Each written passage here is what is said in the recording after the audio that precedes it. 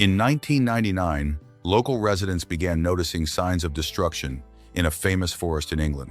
The ground had been torn up, mud had been thrown everywhere, the roots of centuries-old oak trees had been brutally snapped, and there were a series of huge, heavy footprints. The forest manager realized these were not human footprints, and they were not deer tracks either. They belonged to wild boars. This was illegal. Someone had released them here on purpose, and we still do not know why. 5 years later, in the same place, a retired teacher was riding her horse through the forest when she suddenly saw a herd of about 20 wild boars. She said one large male boar was lying on top of a sow, and its massive body left her stunned. In reality, there were around 60 of them. Once again, nobody knew who had released them. Were they still repeating the same destructive behavior? The strange thing is that the British government did not wipe them out the way it usually would. Then, in 2009, a shocking event took place that brought this story to the attention of the entire world. What was it? And why, instead of destroying them, did they end up doing something different with this forest? If you live in the United States or Europe, you probably understand why wild boars are considered one of the most destructive animals on the planet. They do not just eat a lot, they eat almost everything. If they cannot find food on the surface, they will frantically use their snouts to tear up the ground, rip through grass, break roots, and destroy farms and pastures. A clear example is Italy, where agricultural damage caused by wild boars between 2015 and 2021 reached around 120 million euros. In Germany, the pressure became so intense that hunting competitions killed 500,000 wild boars each year, and yet their population was still not easy to control. So if wild boars are that dangerous, why would England raise them? Seriously, after those 2 illegal releases, England actually decided to keep them. If you want to understand why, look at the bigger picture today. Europe is not just lacking greenery. The real problem is that Europe is going through a systemic biodiversity crisis. According to the European Environment Agency, during the 2013-2018 assessment period, 81% of protected habitat types in the EU were in poor or bad condition, while only 15% were in good condition. If we see Europe's nature as a living body, then most of its vital organs are weakening. The problem begins with grasslands. In the past, goats, sheep, and cattle grazed these areas, helping keep the landscape open so wildflowers, butterflies, bees, and birds still had places to live. But as traditional grazing declined, many grasslands were abandoned. Shrubs and young trees began growing so densely that they covered the ground like a thick blanket. The sun-loving plants disappeared first. Then butterflies lost their food sources. Insects became fewer and fewer, and birds began to leave as well. The EEA says that from 1990 to 2022, the index of 168 common bird species in the EU fell by 14%, while farmland birds dropped by as much as 40%. In the updated data from 1990 to 2023, the decline became even deeper. Common birds fell by 15%, and farmland birds dropped by 42%. Forests are no longer completely safe either.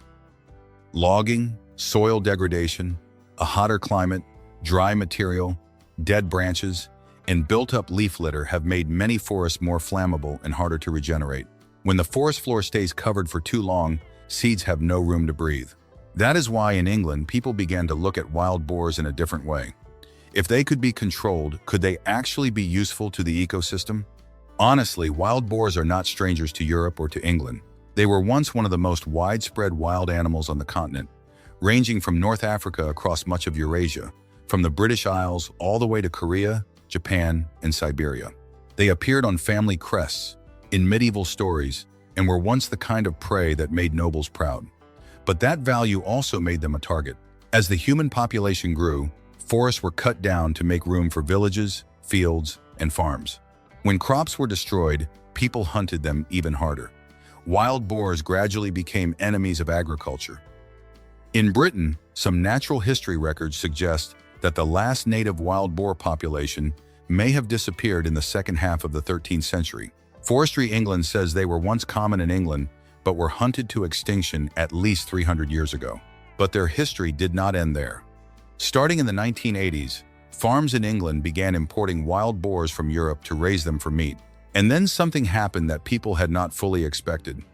Wild boars are not easy animals to keep locked up. Some escaped. Others may have been released intentionally. By the 1990s, reports of free-living wild boars began appearing more and more often. Now let's return to the event we mentioned at the beginning, the ancient forest in Gloucestershire, where wild boars suddenly returned after disappearing from England for hundreds of years. According to Forestry England, the first group of wild boars in the area is believed to have escaped from a farm near Ross-on-Wye in the 1990s. They did not appear as part of a conservation project. There were no warning signs, no government plan, and nobody came forward to take responsibility. Yes, their numbers were still too small, and their ecological impact was not significant, so nobody paid much attention. Then came 2004.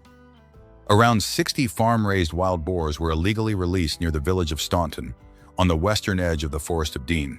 Once again, nobody knew exactly who released them or why. But this time, things were different. The authorities stepped in. As mentioned earlier, they did not wipe them all out, but they did not simply leave them alone either. Instead, they controlled them. At first, the boars were seen as a danger.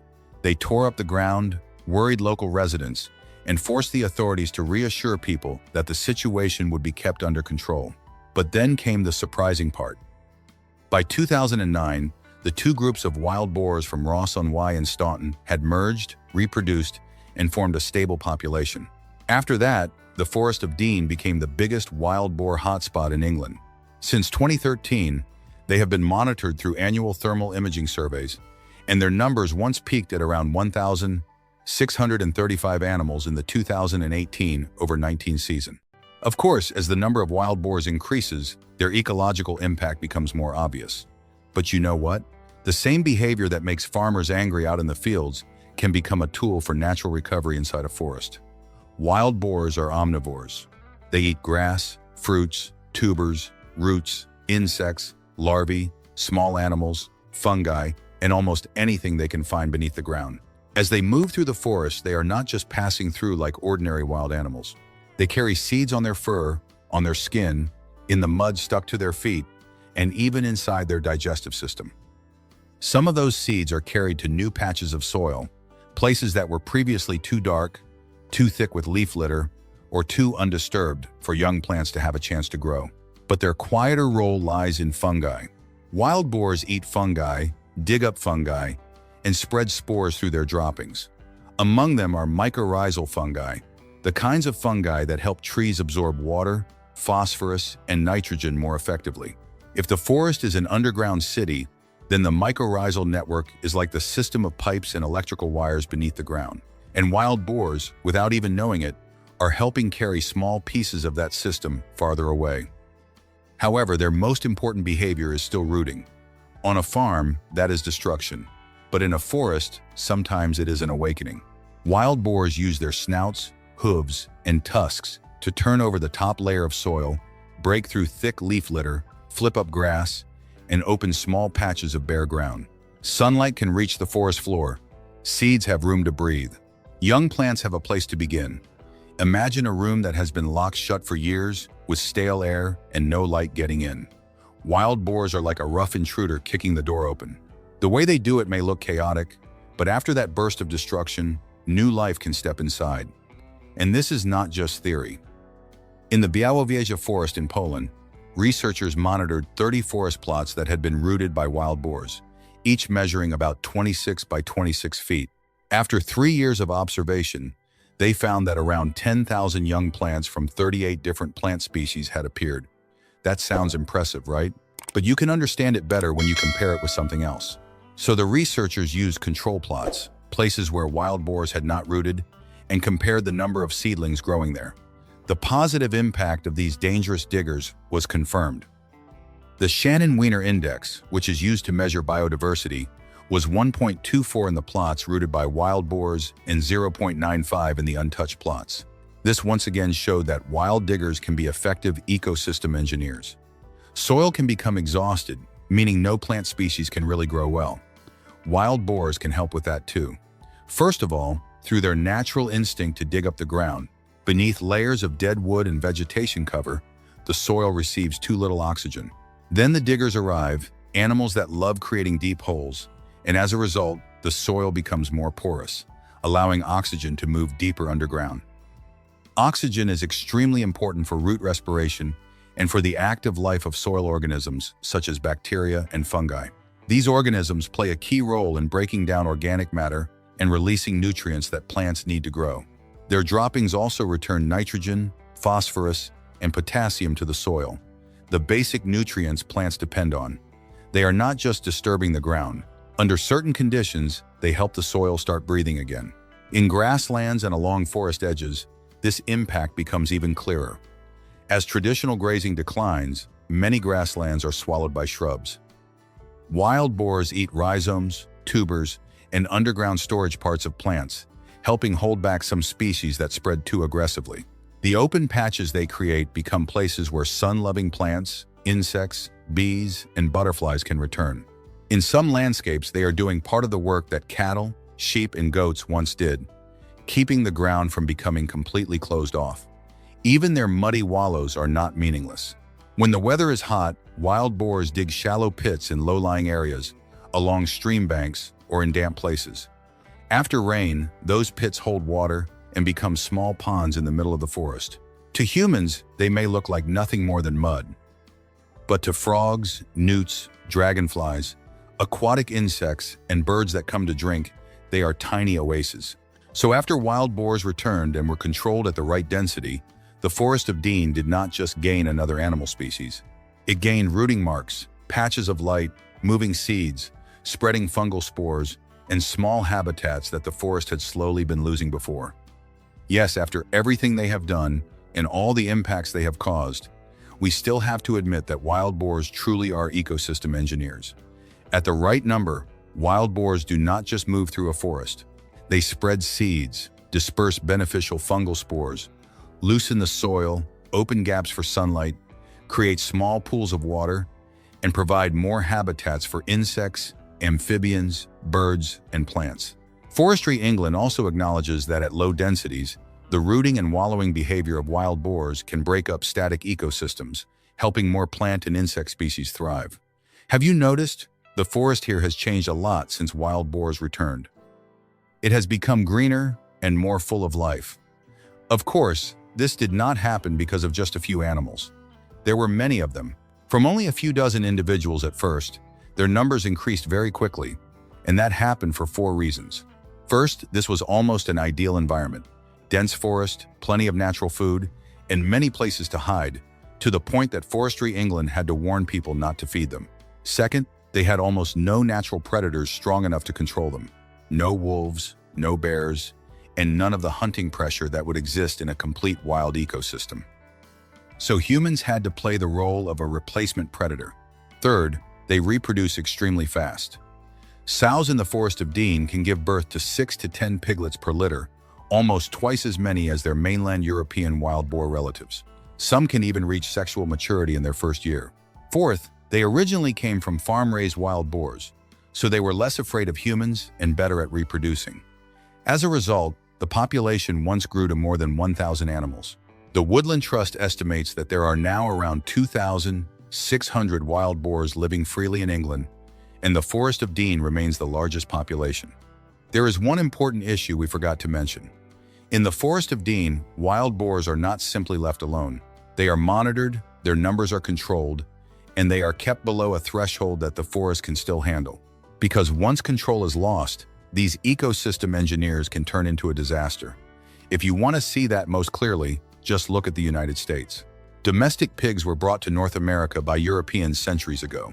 Later, Eurasian wild boars were also introduced for hunting. Over time, animals that escaped, were released, and interbred, created what Americans now call feral hogs. And when a fast-breeding omnivore, with almost no strong natural predators, meets a vast continent full of crops, pastures, forests, and garbage, what happens? They explode in number. The USDA says feral hogs are now found in at least 35 states, with a population of more than 6 million, and they are spreading quickly. The cost of damage and control in the United States is estimated at around $2.5 billion every year. When you break that down, it is not just ruined cornfields. It is fences smashed down, pastures torn up, irrigation systems damaged, farm roads ripped apart, trash bins raided, and water sources polluted. Just imagine a driverless plow that works all night, needs no fuel, does not know when to stop, and can produce dozens of new plows every year. In Texas, damage and costs caused by feral hogs have been reported at around $871 million annually. So the lesson is very clear. Wild boars can help forests recover when they are controlled. But if humans let go, they are no longer ecosystem engineers. They become a living invasion. Back to the Forest of Dean, this story has never been only about nature recovery. It is also a living conflict between the forest and humans. Just think about it. If you walked into your yard one morning and saw your lawn torn up as if a plow had just passed through, would you call that ecological benefit or destruction? Wild boars do not only live deep inside the forest. In the Forest of Dean, they can appear near villages, near roads, near picnic areas, and even close to people's gardens. Some people are excited when they see signs of the wild returning, but dog walkers worry about running into a mother boar with her young. Drivers fear a dark shape suddenly rushing across the road. Landowners worry about their soil being rooted up. The livestock industry worries about diseases such as African swine fever or classical swine fever, because wild boars can be linked to the spread of dangerous diseases that affect domestic pigs. The National Pig Association once warned that a population of more than 400 animals could be enough to sustain certain serious diseases if an outbreak entered the area. And the risk is not just theoretical. One study on the Forest of Dean recorded 254 collisions between vehicles and wild boars from 2008 to 2015, documented by the Forestry Commission and the RSPCA. In the United States in 2025, police in Piedmont, Alabama, found a man dead beneath a vehicle after his hogs escaped from their pen. A few days later, 2 other hogs on the same farm injured another person during feeding. The cause of death was still under investigation, but the incident showed that these animals are not always just a beautiful image of the wild. So, in the Forest of Dean, nature lovers see the return of wildness. Local residents see a risk right outside their doors. The authorities stand between both sides. If they kill too many, they erase a useful ecological force. If they loosen control, they allow a powerful, intelligent, and unpredictable animal to move closer to human life.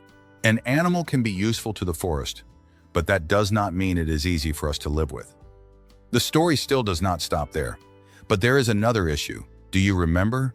The 2 original events in the Forest of Dean both began with wild boars escaping or being illegally released.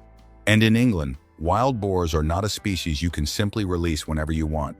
The Mammal Society states this very clearly. The reappearance of free-living wild boars in Britain was not a planned event. They are listed under Schedule 9B of the Wildlife and Countryside Act 1981, which means releasing them into the wild is prohibited without a license. Keeping wild boars is also controlled under the Dangerous Wild Animals Act 1976, which requires a license from the local authority if someone wants to keep them in captivity. That makes the Forest of Dean a very difficult story. On one hand, wild boars can help forests recover, spread seeds, loosen the soil, and create small habitats. But on the other hand, the way they return set a dangerous precedent. Someone, for their own reasons, introduced a powerful animal into a shared landscape without asking the community, without assessing the risks, and without preparing for disease management, fencing, or population control. That is why the debate over guerrilla rewilding in England is becoming increasingly heated. In 2025, The Guardian reported that videos of wild boars appearing in Dartmoor raised suspicions that someone had secretly released them, while experts called for research into their impact, population management, and public guidance before any decision was made about allowing them to stay. That same year, illegal releases of lynx and feral pigs in the Cairngorms were also criticized because of the risks they pose to animal welfare, the environment, and public safety. So the real lesson is not release wild boars to save the forest. The lesson is this: rewilding cannot be driven by emotion alone. It needs permits, science, risk assessment, disease control, population limits, and community consent. The Forest of Dean shows that nature can create something almost magical. But if humans open the door the wrong way, that magic can also turn into a crisis. In conclusion, the future of wild boars in England, and more broadly across Europe, will no longer be a simple story of keep them or wipe them out. The Forest of Dean has shown us an uncomfortable truth. When wild nature returns, it is not always clean, peaceful, or easy to control. Wild boars can tear up gardens, cause accidents, threaten agriculture, and make local people afraid. But that same rough snout can also loosen the soil, open space for seeds, create small pools of water, and awaken parts of the forest that have been asleep for far too long. So perhaps the future of Europe's ecosystems does not lie in removing wildness completely, but in learning how to manage it intelligently. Wild boars need to be controlled, but they do not necessarily need to be erased. Forests need to recover, but they cannot recover through secret, illegal, and irresponsible actions. The Forest of Dean leaves us with one big question. When nature returns with all its beauty, chaos, and danger, how much of it are humans willing to accept? Do you think wild boars should be kept or removed from forests like the Forest of Dean? Leave your comment below. And if you enjoy strange, true stories about nature, humans, and ecosystems, do not forget to subscribe to the channel for the next videos.